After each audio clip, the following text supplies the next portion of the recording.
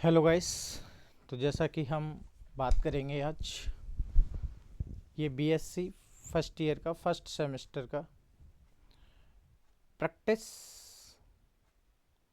Paper है।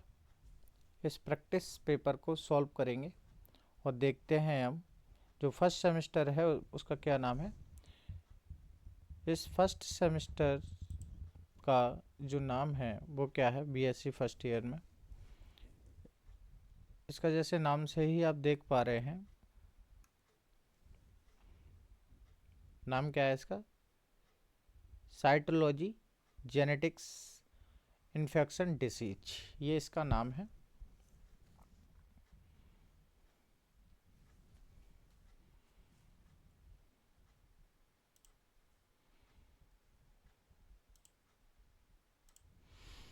अब जो इसमें पहला क्वेश्चन है एमसीक्यू के हम बारे में बात कर रहे हैं, बेसिक इसकी डिटेल देख लेते हैं। पहला है कोशिका। जो कोशिका होती है सेल, कोशिका सिद्धांत का प्रतिपादन किसने किया था। आप लोगों ने जैसे पेपर करके आए हैं तो आप एक बार ये देख लें कैसे कितने पेपर सही करके आए हैं। प्रैक्टिस ही सबसे ज़्यादा आपको काम में आएगी। तो कोशिका सिद्धांत का प्रतिपादन किसने किया था, तो कौन कौन है इसमें, स्वेडेलेन, स्वैन, वाटसन व क्रिक, मेंडल्स या फ्लेमिंग्स। बताइए किसने किया होगा। तो इसका कौन सा आंसर जाएगा, कमेंट बॉक्स में बताइए, करके आए होंगे आप पेपर में। तो इसका क्या जाएगा, ये जाएगा। आंसर क्या है इसका, ए। मैं यहाँ नोट भी करता चल रहा हूँ। इसका आंसर क्या है, ए आंसर,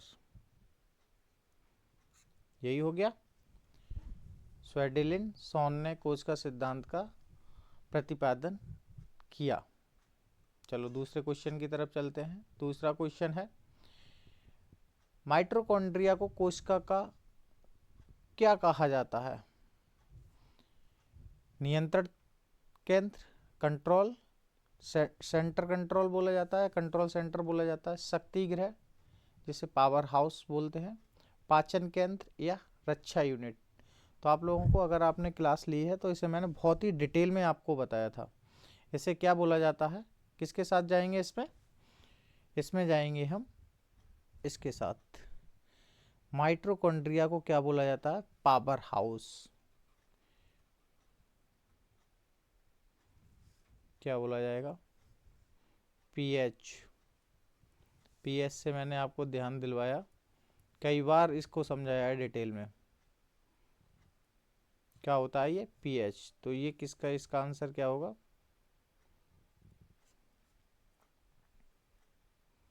ये शक्ति हाउस। दूसरा है डीएनए का डबल हेलिक्स मॉडल किसने दिया। बताइए डीएनए का डबल हेलिक्स मॉडल किसने दिया था, जल्दी बताइए। पहला है नॉन, किसी ने नहीं दिया। वाटसन एंड क्रिक ने दिया, मेंडल ने दिया, एल लेविन ने दिया, किसने दिया। अरे भाई थोड़ी तो शर्म करो यार। कितनी बार मैंने क्लास में इस चीज़ को बहुत अच्छे से डिटेल में बताया था कि जो वाटसन क्रिक मॉडल है वो किसने दिया। वाटसन क्रिक मॉडल कहाँ यूज होता है, किसने दिया था। ये दो साइंटिस्ट थे वाटसन क्रिक, जिन्होंने क्या दिया था, जो ये डीएनए था। ये इस तरीके से मैंने कुछ बताया था यहाँ पे, देखो यहाँ ऐसे देखने की कोशिश करो। जो ये मॉडल था इस तरीके का, इसके लिए किसने दिया था, ये वाटसन क्रिक ही तो थे। कहाँ सोए हुए हो तुम। तो इसका आंसर क्या हो गया, इसका आंसर हो गया वी। क्वेश्चन नंबर 4 की तरफ चलते हैं। बताइए कोशिका विभाजन में माइटोसिस किस प्रकार का विभाजन है। पहला नंबर आपको ये पता होना चाहिए माइटोसिस क्या है। मैंने बताया था सेल डिवीजन होती है। सेल डिवीजन में क्या था, दो तरह से हो रही थी, इंटरफेस और माइटोटिक। जो माइटोटिक में क्या हो रहा था, एक विभाजन हो रहा था जिससे क्या बोला गया, माइटोसिस। एक माइटोटिक हो रहा था, एक माइटोसिस हो रहा था। तो उसमें जो कोशिका विभाजन में माइटोसिस किस प्रकार का विभाजन है, किस प्रकार का विभाजन होता है माइटोसिस?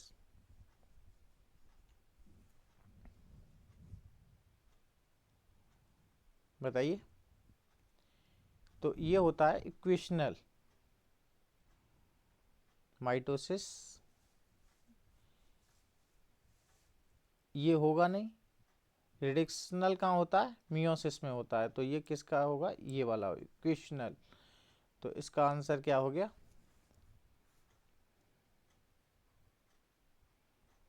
इसका आंसर बी, हम बी के साथ जाएंगे। दूसरा, मेंडल ने अपने प्रयोग में प्रयोग किस पौधे पर किए? ये तो चिल्ला चिल्ला के बताया है तुम लोगों को, अगर थोड़ा भी समझ में आता हो तो बताइए, कमेंट बॉक्स में जल्दी बताइए। किस पे किया था मेंडल ने अपने प्रयोग, किस पौधे पर किए थे? बोलो। क्या सोए हुए हो? चना लिया था क्या? पहला नंबर ये देखो, ये नहीं लिया। गेहूं तो लिया ही नहीं। सरसों कहाँ से लिया? फिर कौन बचा? मटर बचा ना। तो इसका आंसर क्या होगा?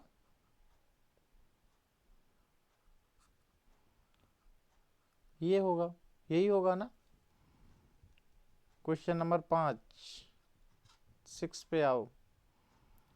जीन का मूल पदार्थ कौन सा है? जीन का मूल पदार्थ कौन सा है भाई?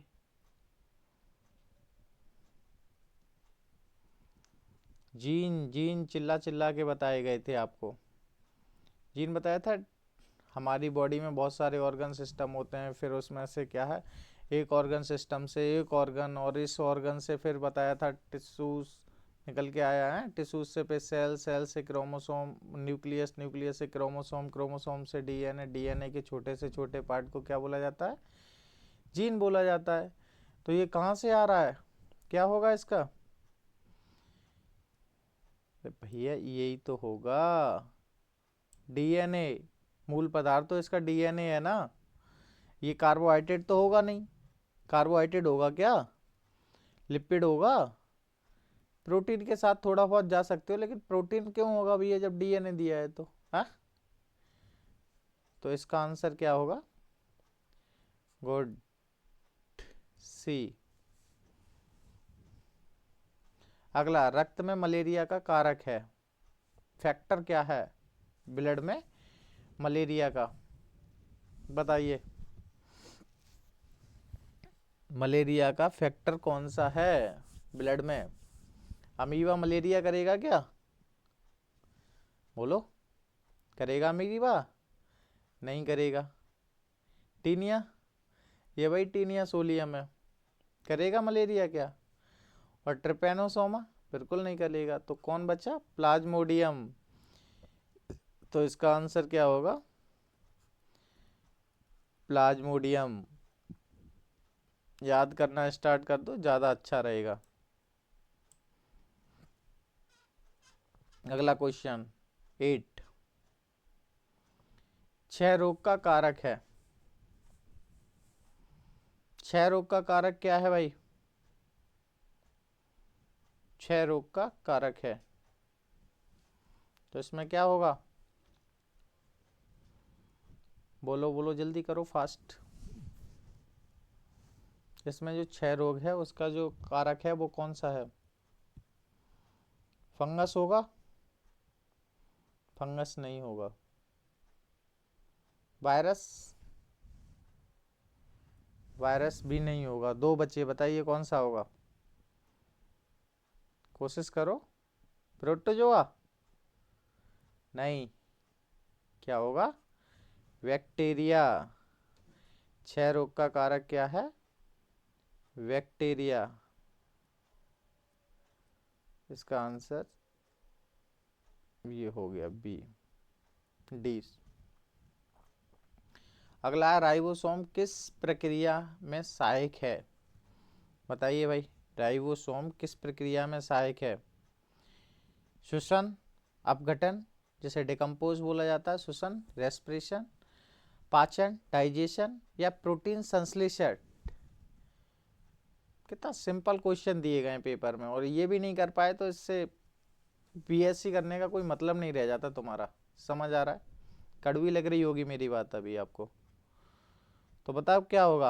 अरे भैया पाचन तो इसमें बिल्कुल नहीं होगा।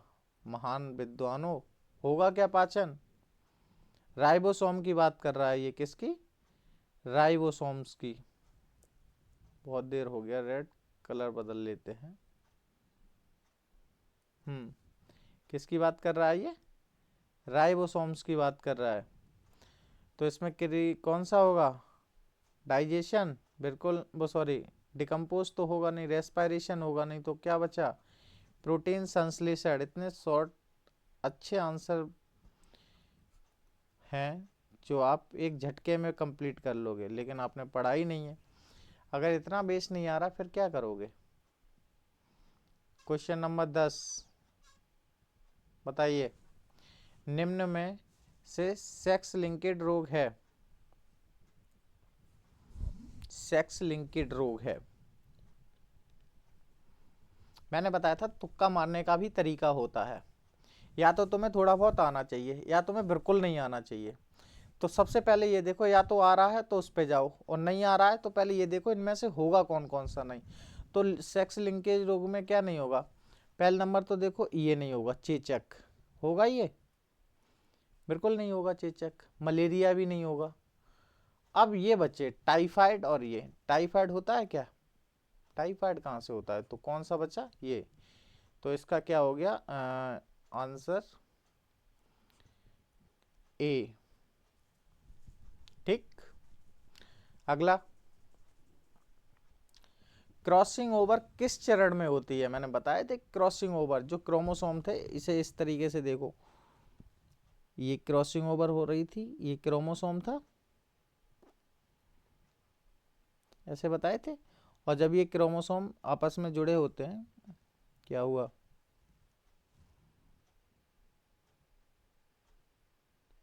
ये क्रोमोसोम है और इसके ऊपर क्या है? दूसरा क्रोमोसोम जुड़ा हुआ है यहां से, इस तरीके से। और जब ये छूटेगा तो ये कुछ पार्ट को क्या है? ले जाएगा, ये वाले पार्ट को। इसी पार्ट को क्या बोलते हैं? Crossing over. क्रॉसिंग ओवर किस चरण में होता है? तो बताइए आप, किस चरण में होगा?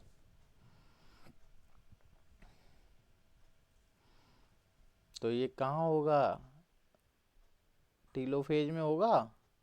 नहीं होगा टीलोफेज। इंटरफेज में तो स्टार्टिंग पार्ट की बात कर रहा है ये।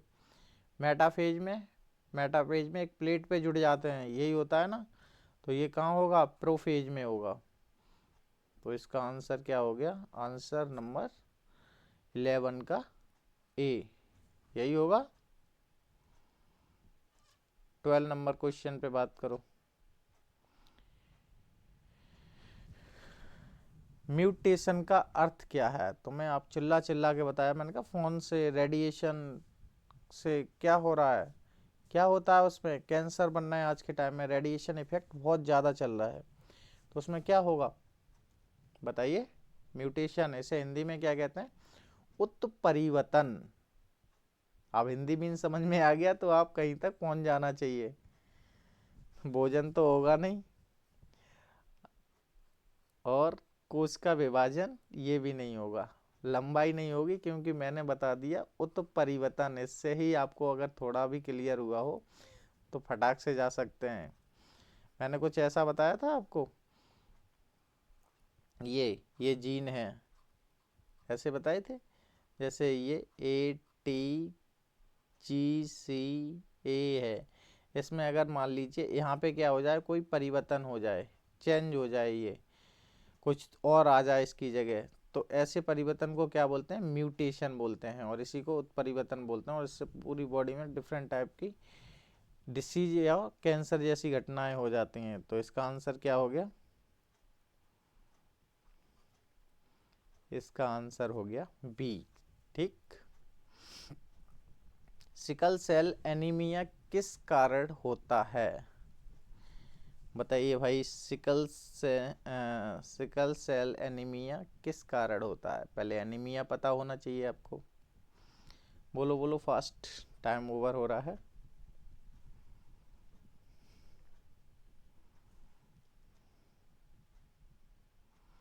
किस कारण होगा? ये भी जेनेटिक्स का पार्ट है, तो इसमें वायरस होगा नहीं, बैक्टीरिया होगा नहीं। अब बचा इसमें मियोसिस और पॉइंट्स म्यूटेशंस। बताइए किससे होगा?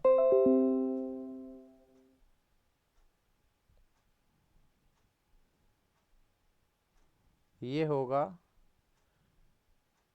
इससे होगा नहीं होगा, ये इससे होगा, पॉइंट म्यूटेशन से। तो इसका आंसर क्या हो गया? वी। ठीक। सिल्क एनीमिया किस कारण होगा? पॉइंट्स म्यूटेशन से होगा। ठीक है। अगला 14 नंबर, बताइए 14 नंबर। फिर आ गया प्लाज्मोडियम विवेक्स का भाग है। बताइए भाई, प्लाज्मोडियम विवेक्स का भाग है।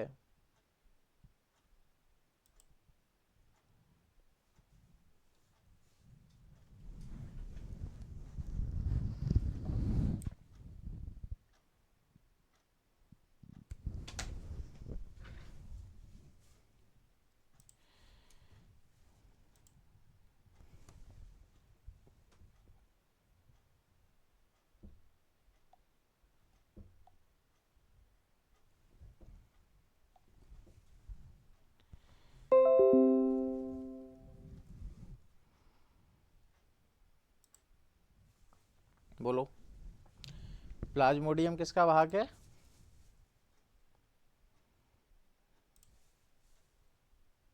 थोड़ा टेक्निकल प्रॉब्लम हो गया, सॉरी उसके लिए।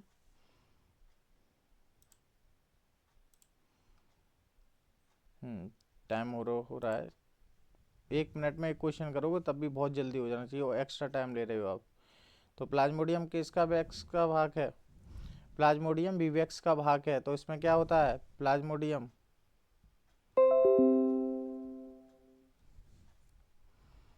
बताइए।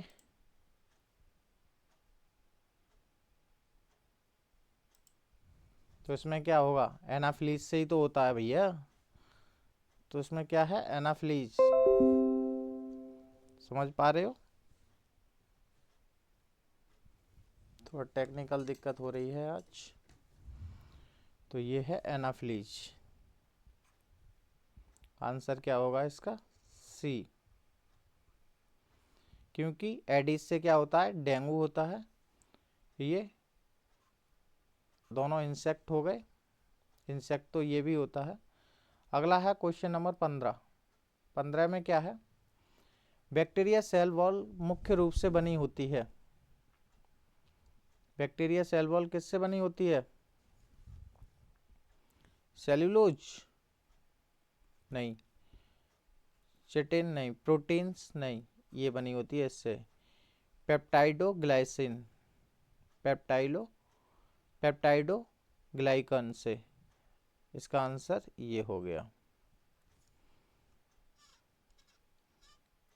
16 नंबर, कक्षा में सबसे छोटी जीवित इकाई कौन सी है? बोलिए भाई। यूनिट की बात कर रहा है। टिशूस, मैंने बताया अंग। अंग किससे? ये ऊतक मिलके क्या बनाते हैं? अंग। और ये अंग मिलके क्या बनाते हैं? इस तरीके से प्रणाली। तो इकाई कहाँ से स्टार्ट होती है? यहाँ से। तो इसमें नहीं तो ये होगा, नहीं ये होगा, और नहीं ये होगा। क्या होगा इसका आंसर? इसका आंसर होगा ये, वी, यही होगा। तो इसकी क्या है यूनिट? सेल। अगला 17 नंबर, डाउन सिंड्रोम किस कारण से होता है? वायरल इन्फेक्शन से। डाउन सिंड्रोम किस कारण होता है? नहीं, वायरल इन्फेक्शन से तो होगा नहीं। अगर कोई बीमारी है, बैक्टीरिया वायरस घुस गया, तो उससे डाउन सिंड्रोम हो जाएगा? नहीं होगा ना। तो डाउन सिंड्रोम किससे होगा? जीन डिलीटेशन से। इससे भी नहीं होगा। किससे होगा? बैक्टीरियल टॉक्सिन से। नहीं, ये होगा इससे, ट्रिसोमी 21 से। क्रोमोसोम की कमी हो जाना ही तो होता है डाउन सिंड्रोम। ठीक, अगला क्वेश्चन नंबर 18, कोविड-19 का कारक है, सबको पता है कोरोना वायरस। ये तो आपको आंखें बंद करके को आंसर दे देना चाहिए। क्या है इसका? Corona virus. DNA virus, bacteria, protozoans, कुछ नहीं, आंखें बंद करके आप सीधे कोरोना पे चले जाएंगे। अगला है वंशागति की इकाई कहलाती है, जो वंशागति है इनहेरिटेंस, उसका जो मेन यूनिट है वो क्या है? आपको चिल्ला चिल्ला के क्लास में बताया है कि डीएनए के सबसे छोटे पार्ट को क्या बोलते हैं? जीन बोलते हैं। और जीन्स के ही माध्यम से क्या एक पीढ़ी से दूसरे पीढ़ी में कोई लक्षण ट्रांसफर होता है। तो क्या है इसका? जीन, यही होगा ना। इतने सिंपल आंसर हैं, और क्या लोगे इससे अच्छा। लास्ट क्वेश्चन, टाइफाइड का जो कारण है वो क्या है? टाइफाइड किसकी वजह से होता है? प्लाज्मोडियम होगा नहीं, क्योंकि ये क्या बना रहा है? मलेरिया बनाता है। बताइए। सैल्मोनेला, ये होता है टाइफाइड का कारण। तो आंसर क्या हो गया इसका? ए। तो इस तरीके से आपके 20 क्वेश्चन कंप्लीट हो जाते हैं एमसीक्यू। अब बात कर लेते हैं आपके जो ऊपर में दिए थे, जैसे कोशिका की परिभाषा। सेल को मैंने 1000 बार बताया है, आपकी बॉडी की सबसे छोटी यूनिट को क्या कहते हैं? सेल कहते हैं। परिभाषा आप लिख सकते हैं। राइबोसोम्स का कार्य क्या है? बस कार्य पूछा है, इसमें कार्य लिखने थे। क्रोमोसोम को मैंने कई बार आपको बताया है। ये क्रोमोसोम क्या है? ये क्रोमोसोम जो कुछ इस तरीके की रचना बार बार डिटेल करके बताता हूँ, वो क्रोमोसोम है। सेल क्या है? इस तरीके से सेल के बीच ही डिफाइन करना था आपको। ये क्या है? म्यूटेशन। म्यूटेशन मैंने इसमें बताया था, जो जीन होते हैं, जीनों में क्या है? कुछ परिवर्तन हो जाता है। ATGC-T है, जब ये इधर से जुड़ेगा तो ये किसके साथ जुड़ेगा? ए से क्या जुड़ता है? ए से टी जुड़ेगा, टी से ए जुड़ेगा, इससे सी जुड़ेगा ट्रिपल बॉन्ड के साथ। यहाँ पे क्या जुड़ेगा? जी जुड़ेगा, और यहाँ से ए जुड़ेगा। अगर इनमें किसी में भी एक भी परिवर्तन हो जाए, इसी को क्या बोलते हैं? म्यूटेशन बोलते हैं।